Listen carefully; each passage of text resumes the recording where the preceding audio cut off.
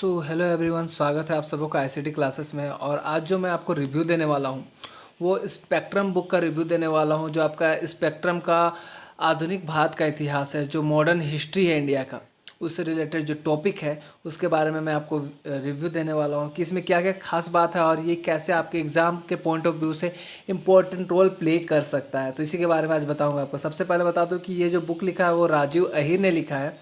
और ये चूँकि मेरे पास अभी हिंदी का बुक है, क्योंकि लॉकडाउन का टाइम था और मुझे इंग्लिश का बुक नहीं मिल रहा था, तो मैंने बगल से ही शॉप से लिया था। इसका प्राइस की बात करें तो 385 रुपीज़ इसका प्राइस है, मगर मुझे पड़ा था 320 पड़ा था। ऑनलाइन और भी सस्ता पड़ेगा आपको, तो आप इंग्लिश में भी परचेस कर सकते हैं। इसका बुक इंग्लिश में भी अवेलेबल है और हिंदी में भी अवेलेबल है। टोटल अगर विथ की बात करें तो 831 पेजेस है इसमें। और काफ़ी बुक तो काफ़ी मोटा सा है आपका, काफ़ी वेट का भी है। और चलिए देखते हैं इसमें जो आपका क्या टॉपिक कौन कौन सा है और क्या क्या इंपॉर्टेंट रोल प्ले कर सकता है ये टॉपिक आपके यूपीएससी के एग्ज़ाम के पॉइंट ऑफ व्यू से और आपके अदर कॉम्पिटेटिव एग्ज़ाम के पॉइंट ऑफ व्यू से। तो देखिए, सबसे पहले अगर मैं बताऊँ कि इसमें जो मुझे अच्छी चीज़ें जो जो लगी है उसके बारे में बातें भी कर लेंगे कि कौन कौन सी चीज़ें अच्छी है। अगर आप देखें तो इसमें जो आपका जो डिवाइड किया गया है ना, जो भी चैप्टर है, सारे चैप्टर को आपको डिवाइड किया, पूरा कंटेंट देखेंगे आज। ठीक है, हम लोग पूरा कंटेंट आज देखने वाले हैं। इसमें जो जो कंटेंट है, जो भी टॉपिक्स है, उसके बारे में पूरा देखेंगे। देखिए, इसमें 10 भाग में इसको डिवाइड किया है बुक को, पार्ट में। फिर लास्ट में आपको कुछ एक्स्ट्रा चीज़ भी दिया गया है जो आपको एग्ज़ाम के पॉइंट ऑफ व्यू से इंपॉर्टेंट रहेगा, वो चीज़ को लेके 10 पार्ट है। और सबसे पहला जो चीज़ मुझे सबसे अच्छा इसमें लगा कि इसमें जो आपको शुरू में ही दे दिया है कि आधुनिक भारत इतिहास के स्रोत क्या है, सोर्सेस क्या क्या है। हिस्ट्री को पढ़ने को, जो हिस्ट्री हम पढ़ तो रहे, लेकिन हिस्ट्री को हम लोग जानते कैसे, उसके सोर्सेस क्या क्या है, उसके बारे में डिस्कस किया गया है इसमें, है ना। ये जो बुक है आपका बेसिकली 2014 तक के लिए है। 2014 तक का ये आपका मॉडर्न हिस्ट्री से लेकर आपको स्टार्ट होगा और 2014 तक आपको पूरा नॉलेज दे देगा। लगभग लगभग आपका हिस्ट्री का कम से कम बेसिक चीज़ तो क्लियर हो जाएगा। आपको एक बेस प्रदान कर देता है, ये बेस दे देता है। क्योंकि ये 2018 का संस्करण है, मुझे न्यू नहीं मिल पाया था, तो होप सो अभी नया भी कुछ आया होगा। तो देखते हैं इसमें टॉपिक्स। आपको यहाँ पर सोर्सेस की बात करते हैं। सब बेसिकली ये क्या होता है ना कि हिस्ट्री को आप कई सारे बुक्स में पढ़े मैंने, तो उसमें सोर्सेस की बात कहीं नहीं कही गई है। लेकिन सोर्सेस अगर पता रहने से ना एक बार हम लोग को बैकग्राउंड मिल जाता है कि हम लोग, हाँ, इसके थ्रू हम लोग ये हिस्ट्री जान रहे हैं। साथ ही में इसके अप्रोचेस की भी बात किया गया है, कौन कौन से उपागम है, अप्रोचेस है, उसके बाद बात किया गया है। मार्क्सिस्ट अप्रोच को ले लिया गया है, फिर आपका लिया है नेशनलिज्म, मतलब राष्ट्रीय अप्रोच लिया है, फिर ब्रिटिश अप्रोच अपने वैसिक उपागम से लिया गया है, और कई सारे स्कूल्स का भी को प्रेफरेंस लेके ये बुक लिखा गया है। तो ये काफ़ी ज़्यादा इंपॉर्टेंट है इस बुक से रिलेटेड लेके।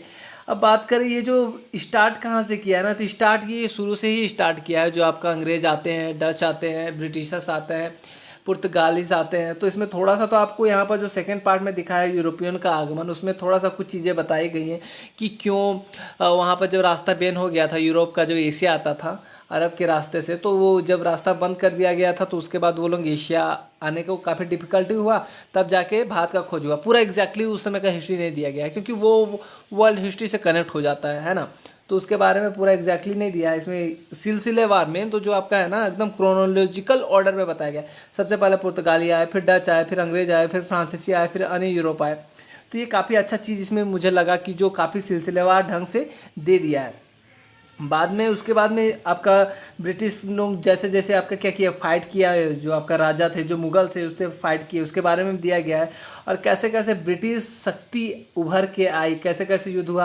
अंग्रेजों ने बंगाल में विजय किया, 1764 का बक्सर का युद्ध हुआ, इलाहाबाद का संधि हुआ, पलासी का युद्ध का महत्व क्या था, बंगाल में द्वैत शासन लाया गया।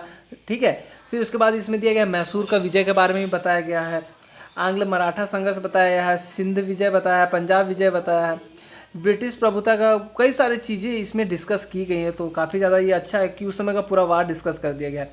नेक्स्ट थर्ड टॉपिक अगर हम लोग बात करें तो थर्ड में भी कुछ चैप्टर है जिसमें 1857 के बाद का याद किया है ना, कि जो 1857 के बाद क्या होने लग गया था, जो क्रांति आई थी उसके बारे में, कि उससे पहले क्या क्या हुआ था जिसके कारण 1857 की क्रांति आई, और 1857 की क्रांति के समय क्या क्या हुआ था, क्या क्या ऐसी चीज़ें हुई थी जिसके कारण वो क्रांति आई। ठीक, फिर उसके बाद इसमें यह भी डिस्कस किया है कि 1857 की क्रांति के बाद कैसा माहौल रहा था भारत में। साथ ही जो आपका 1885 में कांग्रेस की स्थापना हुई थी, लेकिन उससे पहले आपको यहाँ पर दिया गया है जो भी सामाजिक सुधार के लिए जो आंदोलन किए गए, जो भी आपका सती प्रथा है ना। तो देवेंद्र नाथ टैगोर आए, राजा राम मोहन राय, प्रार्थना समाज आए, केंद्र चंद्र सेन आए, ईश्वर चंद्र विद्यासागर आए, बाल शास्त्री जाम्बेडकर आए। तो इन सब के बारे में पूरा दिया गया है। गोपाल गणेश अगरकर के बारे में भी दिया गया। तो काफ़ी सारे यहाँ पर दिए गए हैं चीज़ें जो जो उस समय आए थे, है ना। जो भी सोशल रिफॉर्म्स आए थे उसके बारे में डिस्कस किया गया है।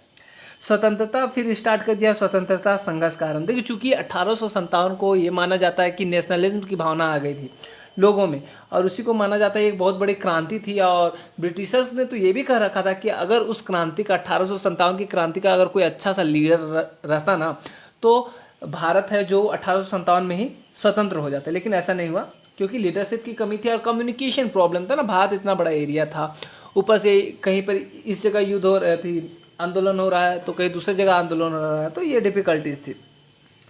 बात करें उसके बाद हम लोग दिया गया है क्या कांग्रेस की स्थापना के बारे में। देखिए चूँकि बहुत ही क्रोनोलॉजिकल ऑर्डर में जा रहा है ये बुक, है ना, तो इसीलिए मुझे ये बुक काफ़ी ज़्यादा अच्छा लगा। जैसे मैंने बिपिन चंद्र पढ़ा, फिर शशि थरूर की द एरा ऑफ डार्कनेस पढ़ा, तो वो भी है। लेकिन वो जब तक अगर आप लोग न्यू है ना, तो आप पहले इस बुक को पढ़िए, उसके बाद उस बुक में जाइएगा, क्योंकि वो थोड़ा सा आपको, जब तक आपको थोड़ा बेसिक नॉलेज नहीं है ना, तो आप उसको नहीं कर पाओगे।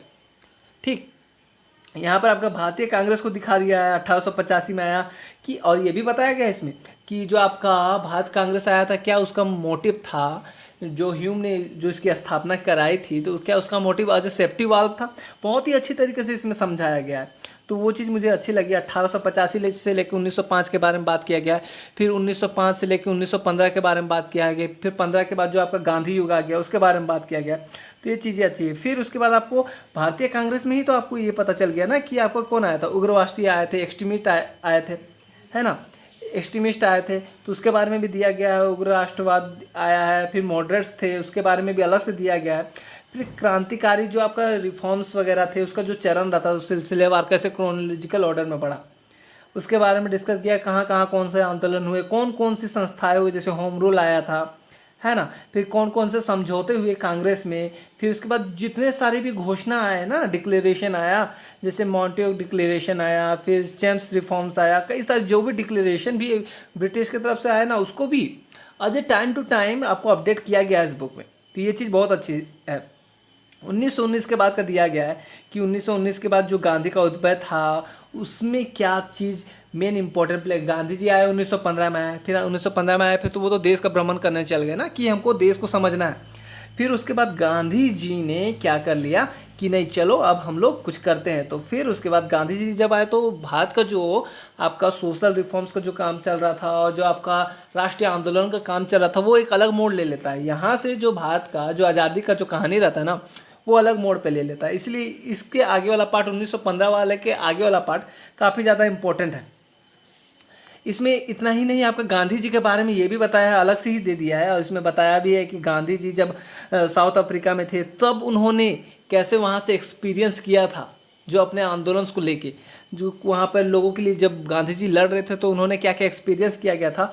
और उन्हीं एक्सपीरियंस के आधार पे उन्होंने क्या किया गया था, भारत में आंदोलन करना स्टार्ट कर दिया था, है ना। तो इसमें अलग से आपका खिलाफत आंदोलन, असहयोग आंदोलन दे दिया है। 1920 तक जो आपका स्वराजी समाजवादी विचार एवं अन्य नवीन शक्तियों का उदय के बारे में डिस्कस है। फिर अलग से आपका साइमन कमीशन है, साइमन कमीशन क्यों आया था, उसका विरोध क्यों हुआ था। फिर नेहरू रिपोर्ट आया, फिर उसके बाद जिन्ना द्वारा प्रस्तुत किया गया संशोधन, तो ये सब के बारे में। फिर इसी के बीच में जो आपका साइमन कमीशन आया, उसी के बाद क्या होने लग गया, मुस्लिम एंड हिंदू आने लग गया, उसमें भिड़ंत हो गई, है ना। फिर उसके बाद इसमें दिया गया गोलमेज सम्मेलन। महात्मा गांधी क्या बोल रहे थे, हम नहीं जाएंगे गोलमेज सम्मेलन में, अम्बेडकर जी चले गए, तो ये सबको लेके यहाँ पर कंट्रोवर्सी हो गया था उस समय में। फिर कांग्रेस का जो क्या होता है, यहाँ पर सविनय आंदोलन के पश्चात भविष्य की रणनीति पे बहस होने लग जाती है, यहाँ तक आपका चलते आता है। चलो फिर आपका 1935 आता है, उसके बाद आपका कांग्रेस का शासन के बारे में बात आने लग जाता है, कांग्रेस के शासन की। चलो हाँ, कांग्रेस को शासन दे दिया जाता है, चुनाव उनाव होते हैं। फिर आपका स्वतंत्रता विभाजन की ओर चल जाता है ना। स्वतंत्रता हम लोग 1935 आसपास में था कि हम लोग मिल जाएगा, लेकिन कुछ कारणों की वजह से फिर हिंदू मुस्लिम जो आपका विवाद हो रहा था, उसके कारण भी क्या हो नहीं पाया, स्वतंत्रता हम लोग को नहीं मिल पाया, थोड़ा सा दिक्कत आने लग गया था। और इसी बीच आपको क्या विश्व युद्ध भी चल रहा था, तो इसके बारे में भी इसमें डिस्कस किया गया कि विश्व युद्ध के समय क्या क्या कंडीशन थे। और महात्मा गांधी को सर्जेंट भी कहा गया था, है ना। सर्जेंट ऑफ ब्रिटिशर्स, तो उसी के बारे में दिया गया। उसके बाद विभाजन के बारे में बता दिया है कि दूसरे युद्ध के बाद जो फाइनली इंडिया डिसाइड कर लेता है कि हमको तो चाहिए, और उसके बाद विभाजन भी हो जाता है 1942।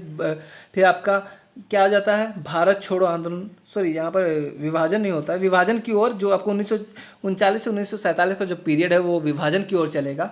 फिर 1942 में आपका भारत आंदोलन रहेगा, और इसी के बीच में आपको विभाजन भी हो जाएगा, कैबिनेट मिशन आएगा, है ना, फिर चुनाव उनाव होगा, उसमें सांप्रदायिक चैलेंजेस आएंगे। इसके बाद जो आपका क्या होगा, फाइनली आपका विभाजन हो जाएगा, माउंटबेटन योजना सब आएगा, एटली की घोषणा आएगी, इसके बाद आपका क्या हो जाएगा, विभाजन हो जाएगा। उसके बाद जो आपका दिया है मेन चीज़, ब्रिटिश शासन के अधीन भारत कुछ समय तो चलता है ना, ब्रिटिश शासन के अधीन ही चलता है। उसके बारे में आपको क्या दे दिया है, इकाई जो 9 है उसमें आपको जितना भी रेगुलेटिंग एक्ट सब आया, जितने भी उसके कानून वगैरह आए, वो सबको अलग से डिस्कस किया गया है। तो ये चीज़ मुझे बहुत अच्छी लगी कि सबका अलग से डिस्कशन है। आप एक तो एक साथ में पढ़ ही लिए, उसके बाद फिर से आपको यहाँ पर अलग पढ़ने को मिला, तो अच्छी चीज़ है ना। भारत में जो भी नीतियाँ रही ब्रिटिशर्स की उसके बारे में दिया गया है, आर्थिक प्रभाव दिया गया है, प्रेस का विकास दिया गया है, शिक्षा का विकास जो हुआ था वो दिया गया अलग से। ये अलग से एक क्वेश्चन बन जाता है शिक्षा का विकास। ये कृषक आंदोलन दिया है, श्रमिक वर्ग का आंदोलन दिया गया है ना। तो ये काफ़ी ज़्यादा इंपॉर्टेंट रोल प्ले कर रहा है। जो आपका भारतीय रियासतें थी उसके बारे में दिया गया, कैसे आपका रियासतों को एक करने का काम किया गया। फिर भारत और पाकिस्तान के बीच में क्या क्या रिलेशन थे उस वक्त, चीन का, नेपाल का, भूटान का, श्रीलंका के, इन दोनों के बीच में कैसे रिलेशन उस समय हुए। फिर नेहरू जी आए, तो नेहरू जी के बाद भारत कैसे किस दिशा में आगे बढ़ा, तो इस सब के बारे में इसमें दिया गया है ना। और एक चीज़ दिखा दूं मैं आपको, यहाँ पर काफ़ी ज़्यादा अच्छे से सब चीज़ दिया गया है, अलग से कुछ कुछ इंपॉर्टेंट चीज़ें, सारे सेशन, सारे जर्नल्स, जो भी न्यूज़पेपर उसको दिया गया है। फिर अधिकारियों के बारे में बात किया गया है, क्रांतिकारी संगठन है, कृषक आंदोलन, सब कुछ का अलग अलग आपको दिया गया। देखिए जितना भी आपका कांग्रेस अधिवेशन हुआ तो उसके बारे में भी डिस्कस किया गया है। तो ये बहुत ही अच्छा बुक है, आप लोगों को जो से परचेस करना चाहिए ये बुक, अगर आप लोग तैयारी कर रहे हैं तो काफ़ी ज़्यादा आपको बेसिक चीज़ तो ये दे देगा। और बाकी रहा बात, अगर बोर होते हो यार आप हिस्ट्री पढ़ने में, तो कोई नहीं, बहुत मज़ेदार तरीके से आप लोगों को पढ़ाने वाला हूँ। शुरू चैप्टर से स्टार्ट करूँगा, इंग्लिश हिंदी दोनों लेके चलेंगे और आप लोगों का कॉन्सेप्ट क्लियर कर देंगे, है ना। तो टेंशन नहीं लेना, इसका भी आपका सीरीज आने वाला है बहुत जल्द ही। So have a nice day guys, bye bye, keep learning. और अगर अच्छा लगा यार वीडियो तो सब्सक्राइब कर देना, ठीक है। चलो बाय बाय।